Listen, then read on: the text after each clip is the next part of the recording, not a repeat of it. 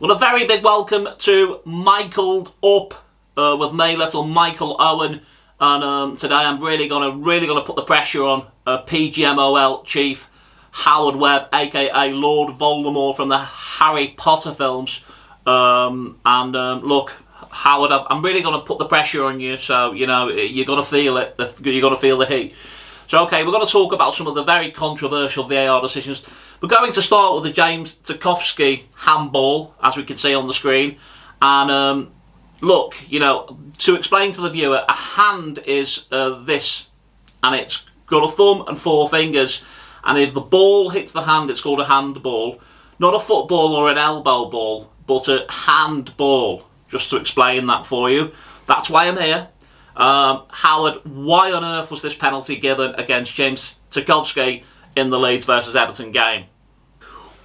Well, Michael, there's a perfectly reasonable explanation for this decision that has been made by VAR. As we can see on the screen, James Tarkowski looks like a disarm. Actually, he's caught the ball with both hands. It's clear on the screen that that's what's happened. And Chris Kavanagh's made a great decision there, Michael. And he spoke to the two representatives of VAR in the VAR booth, Jamie Carragher and Sir Kenny Dalglish. And both of them have, both said that that's the correct decision, and that's what they've gone with. And I personally went down to congratulate Chris Kavanagh after the game, and we shared some champagne with Sir Kenny and Jamie Carragher, and we had also a massive thank you to Daniel Farker for the lots of sausage that we got in his office after the game when we were celebrating. Perfectly reasonable explanation, Michael.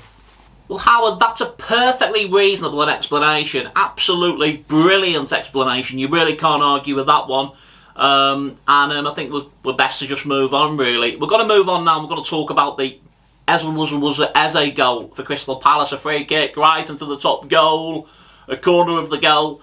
And I really want to know, I mean, why was this goal disallowed? There's no explanation you can give me that this goal should not have stood. It's a perfectly reasonable goal. Again, Michael, it's a perfectly reasonable explanation for the free kick on the screen behind us.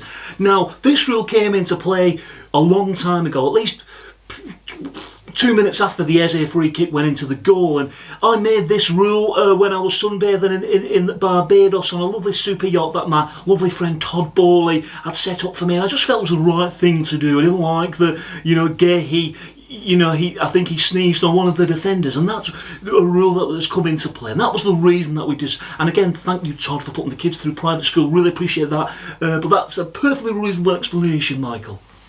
Look, Howard, my job on this show is to push you and to criticise some of the decisions, and you're not going to like what I've got to say now.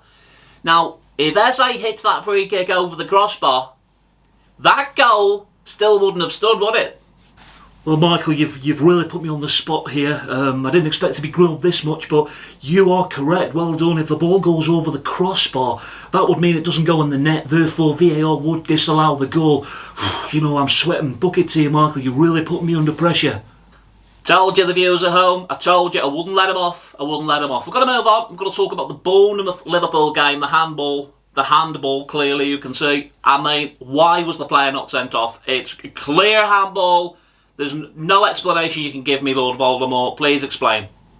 Now, Michael, there's a perfectly reasonable explanation for what happened in the Bournemouth-Liverpool game. Now, very sadly, the two VAR representatives, Sir Alex Ferguson and Gary Neville, both went blind at the precise moment that this happened. Therefore, they never seen the incident. The referee also, I think his head fell off, which is a very unfortunate situation. And the linesman, they both collapsed and passed away. So unfortunately, that's why we missed the incident. Of course, it was a difficult and I just hope that Sir Alex and Gary Neville get better soon. Thank you so much for the Rolls Royce and the Man United season tickets for the kids. Lovely gesture from the club. Perfectly reasonable explanation, Michael. Great explanation, but again, I won't accept it. If the Bournemouth player headed the ball, that wouldn't be a handball, would it? Michael, again, you've really put me on the spot, because if the Bournemouth player heads the ball, that means it's not a handball. He's headed the ball, and that means that there wouldn't be a decision to be made. And I think I'm done here, Michael. You've really got to me here. And the PGMOL did personally pick me out to do this show, so I really appreciate that. Thanks, Lord Voldemort.